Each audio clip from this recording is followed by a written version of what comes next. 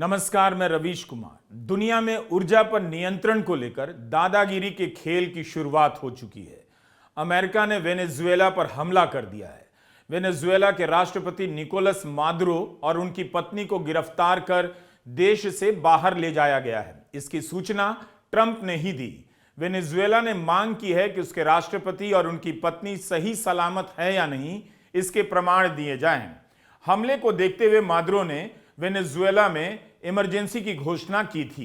राजधानी कराकस में कई धमाकों की आवाज सुनी गई। भारी बमबारी हो रही है। राजधानी के अलावा दूसरे शहरों के आसमान में अमेरिकी वायुसेना के विमान और हेलीकॉप्टर उड़ान भर रहे हैं। यह हमला उस समय हुआ जब चीन के विशेष दूत वेनेजुएला की राजधानी में थे।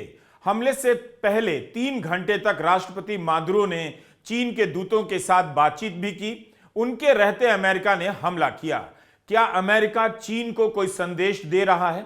चीन इसका कोई जवाब देगा? वेनेजुएला से सबसे अधिक ईंधन की सप्लाई, कच्चे तेल की सप्लाई चीन को होती है। सबकी नजर इस बात पर होगी कि वेनेजुएला पर कंट्रोल करने के बाद ट्रंप चीन को होने वाली सप्लाई के बारे में क्या फैसला करते हैं और चीन जवाब में क्या करता है। अमेरिका ने वेनेजुएला पर हमला कर चीन को बड़ी चुनौती तो दी है। चीन ने संयम की अपील की है और रूस ने निंदा की है। रूस ने कहा है वेनेजुएला उसका दोस्त है, उसका साथ नहीं छोड़ेगा। चीन ने भी हमले से पहले वेनेजुएला को सपोर्ट करने का वादा किया था। तो क्या अब करेगा? वेनेजुएला की मदद के लिए चीन अमेरिका के खिलाफ मैदान में उतरेगा या चुपचाप बयान देकर किनारे हो जाएगा? राष्ट्रपति डोनाल्ड ट्रंप ने इस हमले की पुष्टि करते हुए लिखा है, अमेरिका ने वेनेजुएला के खिलाफ एक कामयाब और व्यापक स्ट्राइक पूरी की है। वेनेजुएला के राष्ट्रपति निकोलस मादुरो और उनकी पत्नी को हिरासत में लिया गया। उन्हें देश के बाहर ले जाया जा रहा है। ट्रंप ने यह भी कहा कि कुछ घंटे के बाद प्रेस कॉन्फ्रेंस करेंगे। दुनिया भर में और अमेरिका में इस कदम को लेकर तरह तरह के बयान दिए जा रहे हैं। आलोचना हो रही है और चुप्पी साधी जा रही है। कहा जा रहा है कि ट्रंप को यह लेक्चर अब नहीं देना चाहिए कि दुनिया को नियमों के आधार पर चलना चाहिए। वेनेजुएला ने अपनी तरफ से ऐसा कुछ भी नहीं किया, फिर भी अमेरिका ने हमला किया। वेनेजुएला पर हमले के बाद अमेरिका में यह बात भी कही जा रही है कि अब अगर चीन ताइवान पर कब्जा कर ले या तख्ता पलट करे वहां, या रूस यूक्रेन पर कब्जा कर ले, तब अमेरिका क्या कहेगा, किस आधार पर विरोध करेगा। अगले कुछ दिनों में साफ होगा कि अमेरिका वेनेजुएला पर कब्जा करता है या अपना पिट्ठू वहां बिठा देता है, या वहां की जनता और सेना अमेरिका के विरोध में सड़कों पर उतरती है और जंग लड़ती है। 2002 में जब ह्यूगो चावेज को तख्ता पलट से हटाया गया, तब वेनेजुएला की जनता ने भयंकर प्रतिरोध किया। मांग की चावेज को वापस पदस्थापित किया जाए, करना पड़ा। हम इसके बारे में आगे बात करेंगे कि कैसे अमेरिका और वेनेजुएला एक दूसरे के साथी भी रहे और किस तरह दोनों के रास्ते अलग होते चले गए। अगर वेनेजुएला पर अमेरिका का कंट्रोल हो जाता है तो बहुत तेजी से दुनिया भर में सत्ता का संतुलन बदल सकता है। उसमें उतार चढ़ाव का तूफान आएगा, क्योंकि वेनेजुएला में ही दुनिया का सबसे बड़ा तेल रिजर्व है। इस पर कब्जे के बाद ऊर्जा की सप्लाई चेन और राजनीति में अमेरिका की स्थिति बदल सकती है। सबसे पहले तेल की सप्लाई के लिए खाड़ी के देशों पर अमेरिका की निर्भरता कम हो जाएगी। इस बात को ईरान पर होने वाले भावी हमलों से भी जोड़कर देखा जा रहा है कि ट्रंप वेनेजुएला को कंट्रोल कर अमेरिका के लिए ईंधन की सप्लाई सुनिश्चित करेंगे और ईरान को लेकर निर्णायक लड़ाई कर सकते हैं। बड़ा सवाल यह भी है कि सऊदी अरब चीन को सबसे अधिक कच्चे तेल की सप्लाई करता है। यमन में जो हमला हो रहा है उसे भी इसी से जोड़कर देखा जा रहा है। वेनेजुएला से भी चीन में सप्लाई होती है। ट्रंप चाहते थे कि वेनेजुएला यह सप्लाई रोक दे। क्या ट्रंप खुद वेनेजुएला से चीन की सप्लाई बंद कर देंगे? तब चीन क्या करेगा? चीन भले ही ट्रंप के बहकावे में नहीं आता, ना कभी अमेरिका से लड़ने की चुनौती को स्वीकार करता है, मगर पीछे भी नहीं हटता। वेनेजुएला पर कब्जे के बाद अगर ईंधन की सप्लाई चीन को रोक दी गई, तब चीन क्या करेगा? बार बार यह सवाल कई चर्चाओं में आ रहा है। साफ है कि अमेरिका यह सब लोकतंत्र की स्थापना के नाम पर कर रहा है, मगर सच्चाई क्या है आप जानते हैं। ऊर्जा संसाधनों पर अपना वर्चस्व कायम करना चाहता है, सबको दिख रहा है। इसलिए देखने की बात होगी कि ईरान की तरह क्या वेनेजुएला अमेरिका का विरोध कर पाएगा। अगर वहां जंग हुई, प्रतिरोध हुआ, तो अमेरिका लंबे समय के लिए वेनेजुएला में फंस भी सकता है और वहां जो हुआ है उसका असर लैटिन अमेरिका तक ही सीमित नहीं रहेगा। खुद को शांति का प्रेसिडेंट कहने वाले ट्रंप ने अपने ही पड़ोसी देश पर हमला किया है। अपने रक्षा मंत्रालय का नाम इन्होंने युद्ध मंत्रालय कर दिया। इससे पहले अमेरिका ने इस्राएल की मदद के लिए ईरान के परमाणु ठिकानों पर हमला किया। ट्रंप युद्ध के खिलाफ चुनाव जीत कर आए, दावा करते थे अमेरिका दूसरे देश की जमीन पर युद्ध करने नहीं जाएगा, सरकारें नहीं बनवाएगा, लेकिन वेनेजुएला में ठीक उल्टा कर रहे हैं। यूक्रेन और रूस के बीच युद्ध तो इनसे रुका नहीं। भारत और पाकिस्तान के बीच युद्ध विराम करवाने का 60 से अधिक बार क्रेडिट ले चुके हैं, जिसे भारत ने अब गंभीरता से लेना बंद कर दिया है। भारत पाक के बीच युद्ध विराम करवाने का दावा कर ट्रंप शांति के नोबेल पुरस्कार पर दावेदारी करने लगे, मगर मिला नहीं। लेकिन वेनेजुएला के विपक्ष की जिस नेता मारिया कोरिना मचाडो को शांति का नोबेल पुरस्कार मिला, उसी देश में ट्रंप ने हमला किया है। कभी मारिया कोरिना मचाडो कहा करती थी कि वेनेजुएला में लोकतंत्र नहीं है, अमेरिका को दखल देना चाहिए। अब मारिया क्या करेंगी? क्या अपने ही देश पर अमेरिका के हमले का स्वागत करेंगी? अमेरिका में बहस चल रही है कि जल्दी ही इस हमले को सही ठहराने के लिए तरह तरह के तर्क गढ़ दिए जाएंगे कि वहां ड्रग्स का कारोबार चल रहा है, आतंकवाद को फंडिंग की जा रही है, मानवाधिकार का उल्लंघन हो रहा है। लेकिन क्या अमेरिका को सिर्फ इस बात पर एक देश की राजनीति में दखल देने का मौका मिल जाता है? क्या अमेरिका में मानवाधिकार का उल्लंघन नहीं होता? अमेरिका में पत्रकार सवाल उठा रहे हैं कि मादुरो का सत्ता में बने रहना अवैध था, इलेजिटिमेट था, लेकिन क्या अमेरिका का इस तरह से दखल देना अवैध नहीं है? अगर मादुरो का चुनाव अवैध था या वो तानाशाह हैं, विपक्ष को कुचल रहे हैं, तो उन्हें हटाने का फैसला क्या वेनेजुएला के लोगों का होना चाहिए या ट्रंप सरकार का?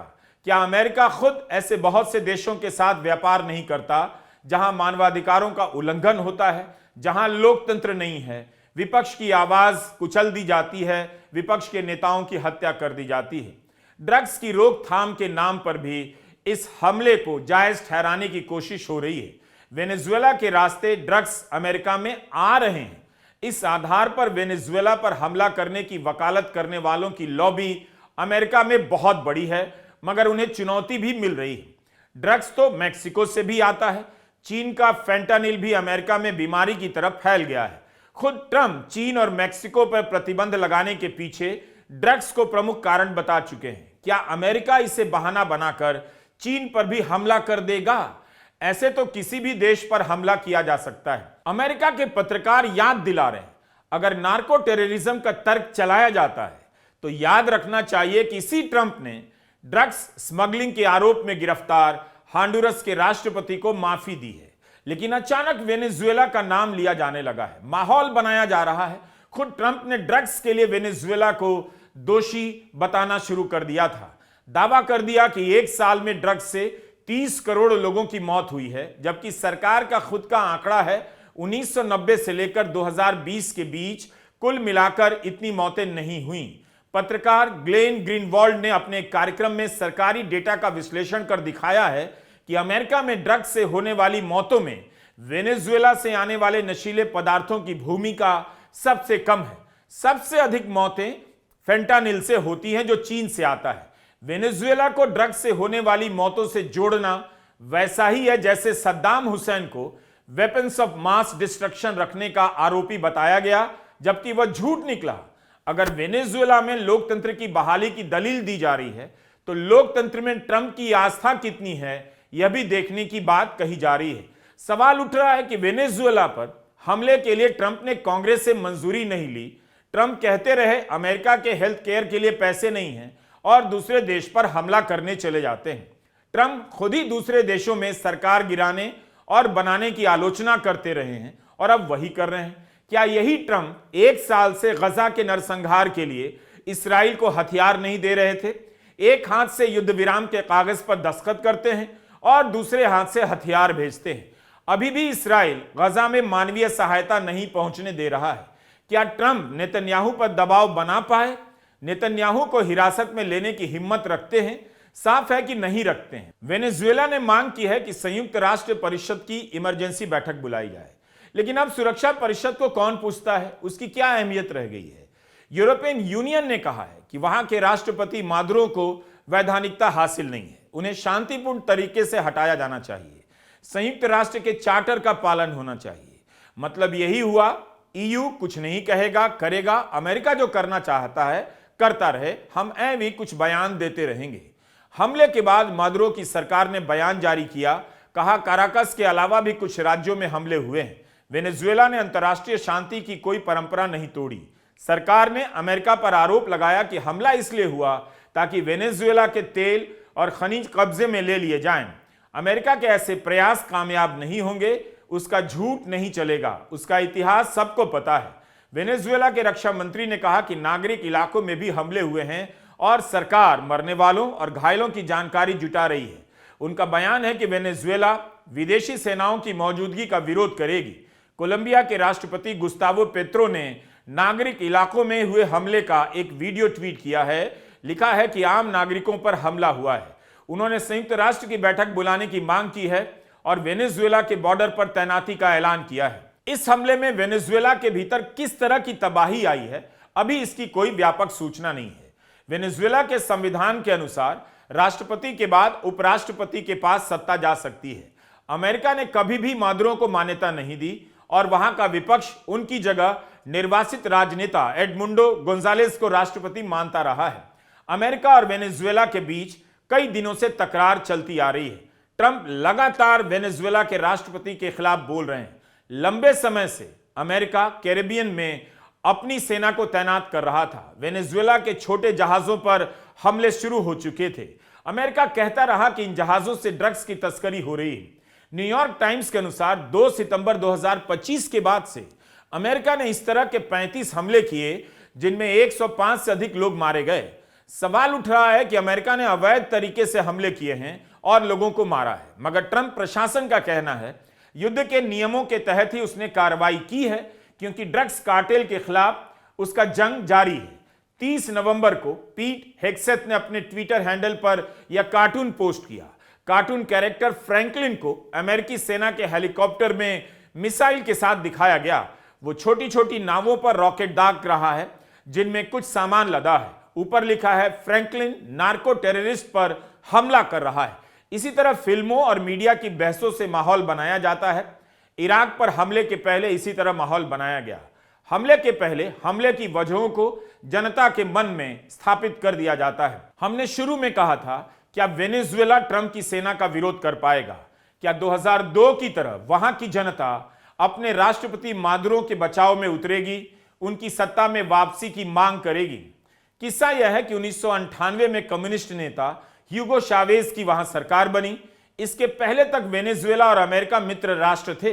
अमेरिका ने वेनेजुएला को हथियार दिए, F-16 सीरीज के लड़ाकू विमान दिए और बदले में वेनेजुएला ने अमेरिका को कच्चे तेल भी दिए। 70 के दशक में जब वेनेजुएला ने तेल रिजर्व का राष्ट्रीयकरण किया, तब अमेरिका की तेल कंपनियों को $1 अरब का हर्जाना दिया गया।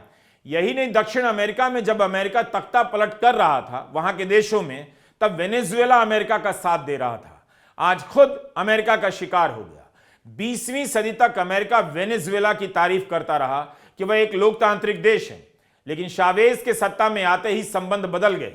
2002 में चावेज के खिलाफ वहां बगावत हुई, उन्हें गिरफ्तार किया गया, लेकिन जनता ने वहां बहुत बड़ा विद्रोह कर दिया, जिसके दबाव में चावेज को सत्ता वापस सौंपनी पड़ी। चावेज ने इन सब के लिए बुश प्रशासन पर आरोप लगाया कि अमेरिका तख्ता पलट कर रहा है, मगर अमेरिका ने इनकार किया। 2004 में न्यूयॉर्क टाइम्स के माइकल क्रोले ने अपनी रिपोर्ट से साबित किया, अमेरिका को तख्ता पलट की योजना पहले से ही मालूम थी। चावेज ने अमेरिका की तेल कंपनियों की संपत्तियों को जब्त करना शुरू कर दिया, निजीकरण के फैसले वापस लिए। इससे उन्हें जनता का समर्थन मिला। चावेज पर भी निरंकुश होने और विपक्ष को कुचलने के आरोप लगते रहे। एक समय था जब अमेरिका और वेनेजुएला एक दूसरे के सहयोगी माने गए। दक्षिण अमेरिका की राजनीति में अमेरिका ने वेनेजुएला के सहारे क्यूबा को टारगेट किया, जहां फिदेल कास्त्रो के नेतृत्व में कम्युनिस्ट सरकार थी। 1970 के दशक में जब दक्षिण अमेरिका के एक और देश चिले के राष्ट्रपति ने तांबे के खदानों का राष्ट्रीयकरण किया, तब अमेरिका ने सल्वाडोर की सरकार को पलट दिया, विपक्ष के आंदोलन को भड़काया और चिले की सेना के जनरल ऑगस्टो पिनोशे के जरिए वहां विद्रोह करवा दिया। 17 साल तक पिनोशे की तानाशाही चली। इसी तरह कम्युनिस्ट सरकारों को गिराने के नाम पर अमेरिका ने ब्राजील, ग्वाटेमाला में भी तख्ता पलट किए। ड्रग ट्रैफिकिंग के नाम पर पनामा के राष्ट्रपति को भी हटाया गया। यह सब इतिहास है और इस इतिहास से अमेरिका को कोई फर्क नहीं पड़ता, लेकिन इसी इतिहास को लेकर वहां बात हो रही है, सवाल उठते हैं और सरकार को शर्मिंदा भी किया जा रहा है। फिर आगे सब कुछ नॉर्मल हो जाएगा और अमेरिका अपने मन की करता रहेगा। ना अमेरिका के लोग अमेरिका को रोक पाते हैं, ना कोई संयुक्त राष्ट्र जैसी संस्था रोक पाती है। दुनिया के कई देशों में लोकतंत्र का हाल बुरा तो है, तानाशाही तरह तरह से कायम हो रही है। बात केवल वेनेजुएला की नहीं है, लेकिन क्या अमेरिका का यह तरीका तानाशाही का समाधान है? क्या यह समाधान केवल वेनेजुएला के लिए है? मादुरो का बचाव तानाशाही का बचाव है और उन्हें विस्थापित करने का बचाव भी तानाशाही का बचाव हो सकता है। सब अपने अपने तरीके से लोकतंत्र को दांव पर लगा रहे हैं। नमस्कार, मैं रवीश कुमार।